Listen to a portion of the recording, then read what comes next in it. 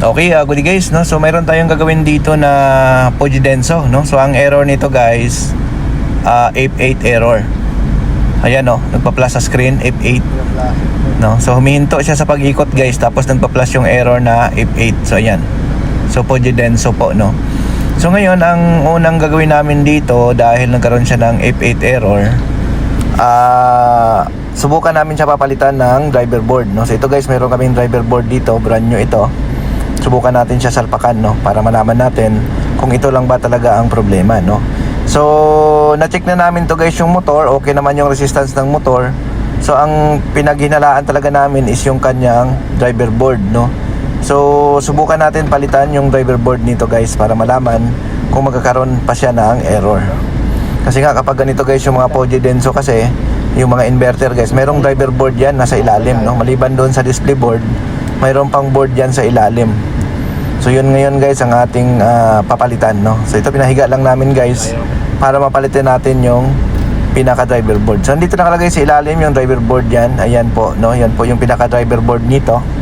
Siya po yung responsible doon sa motor, no. Siya yung nagde-drive ng motor. Kaya yung mga inverter natin may mga driver board yan, no. So lalo na yung si Sharp, si Poggi Denso, no. Halos same lang yan sila. Sila ni Electrolux, no. Same lang yung mga ano nila, no. Pero magkakaiba din sila ng board guys, no. So yun. So baklasin lang namin to guys para mapalitan natin. Tapos after natin siya palitan, testingin natin, no, para malaman natin kung magkakaroon pa ba siya ng error, no. So yun. So baklasin lang natin to guys, no. So sa mga gusto magpa-service sa amin, message lang kayo guys sa aming Facebook page, Northia Repair Shop, no. So medyo advance lang po guys yung pagpa-schedule sa amin kasi bihira yung on the spot schedule sa amin guys. Kadalasan kasi fully book kami. So naka-schedule na kami talaga, no, ng kapag nagsi-service kami guys, a day before na may mga schedule na talaga yan. So, kaya wala tayong on the spot. So dapat mga 2 days before nakapagpa-schedule kayo sa amin kung mag-avail kayo ng aming services, no. So kami po ay gumagawa ng mga aircon, automatic washing machine, mga bottom load water dispenser, no. Yun po yung mga ginagawa natin. So yung rep kasi binitawan na namin, hindi na namin kaya guys, sa dami na kasi nagpapagawa sa atin.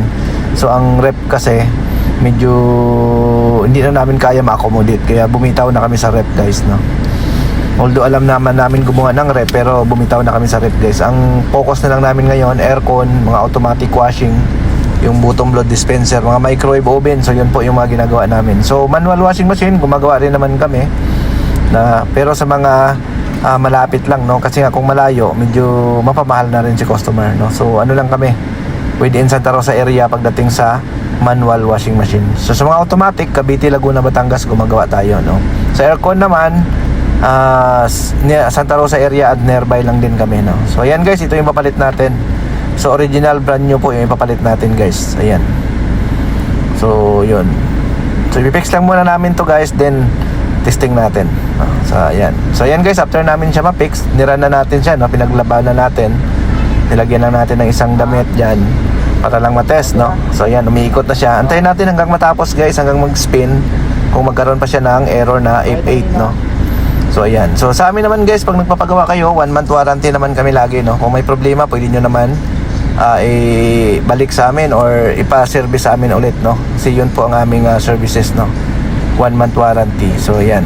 So ayan guys, nagwawas. Antayin lang natin na mag-spin sa 11. Kasi ang ito guys, ang F8 sa 11 siya lumalabas sa spin, no. So ayan, okay na, nag-spin na, no.